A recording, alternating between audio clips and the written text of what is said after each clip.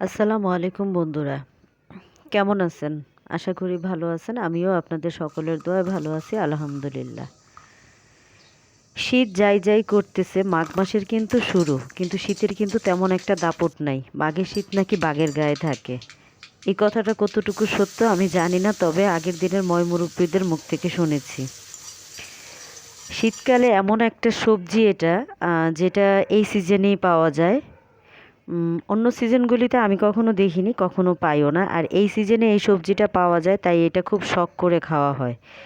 পুঁই গাছের বিচি, যেটাকে পুঁই মিটুলি বলা হয় শুদ্ধ ভাষায়, আর আমরা পুঁই বিচি বলেই এটাকে জানি। তো পুঁই বিচি রান্না করব আজকে রুই মাছের মাথা দিয়ে। অলরেডি আমি রান্নাটা শুরু করে দিছি। চুলাতে কড়াই বসিয়ে সরিষার তেল দিয়ে তেলটা গরম করে নিয়ে তার মধ্যে একটু কালো জিরা, শুকনো মরিচের ফোড়ন দিয়ে বেশি করে একটু রসুন থেতো করে এটার মধ্যে দিয়ে লাল লাল করে ভেজে রুই মাছের মাথাটা কাঁচাই দিয়ে দিলাম। এটা আমি কষায়ে নিব মশলার ভিতরে। একটু হলুদের গুঁড়া আর অল্প একটু পরিমাণ মরিচের গুঁড়া এবং স্বাদ মতো লবণ দিয়ে এখন আমি মাছের মাথাটা কষিয়ে নিচ্ছি। এখানে আমি হাফ কেজি পরিমাণ পুঁইয়ের বিচি, সাথে 4-5টা ছোট ছোট আলু এবং অল্প কিছু 5-6টা পরিমাণ সিম একসাথে কেটে ধুয়ে পরিষ্কার করে রেখেছি। এখন মাছের মাথাটা আমি কষানোর জন্য দিচ্ছি।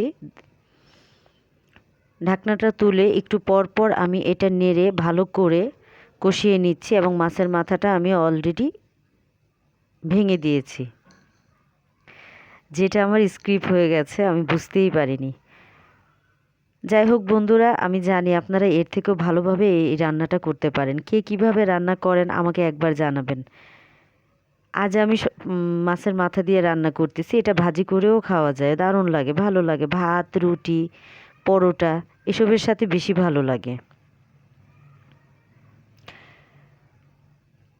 বন্ধুরা, আমি এই চ্যানেলটা নতুন খুলেছি। আমার চ্যানেলের নাম জোড়াতালি।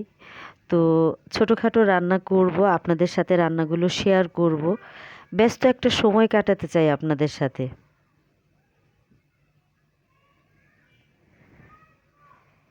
সবজিগুলো আমি দিয়ে ভালো করে নেড়েচেড়ে নিয়ে কিছুক্ষণ ঢাকনা দিয়ে ঢেকে রেখেছিলাম এবং এখন আমি কাঁচামরিচগুলো দিয়ে দিলাম এবং সেই সাথে পেঁয়াজ কলি, যেই কলিটা একটু শক্ত শক্ত হয়ে যায়, এটা পেঁয়াজ পাতা না, পেঁয়াজ কলি বলা হয়।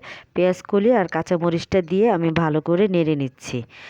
আর পেঁয়াজ কলি দিয়েছি বলে আমি কিন্তু এখানে কোনো পেঁয়াজ দেইনি, কারণ পেঁয়াজ কলিতেই যথেষ্ট পরিমাণ পেঁয়াজের স্বাদ থাকে।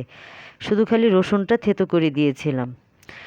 খুন্তি দিয়ে একটু আলুগুলো আমি হালকা হালকা করে ভেঙে নিচ্ছি, যাতে করে সবজিটা যেন একটু আঠালো আঠালো হয়।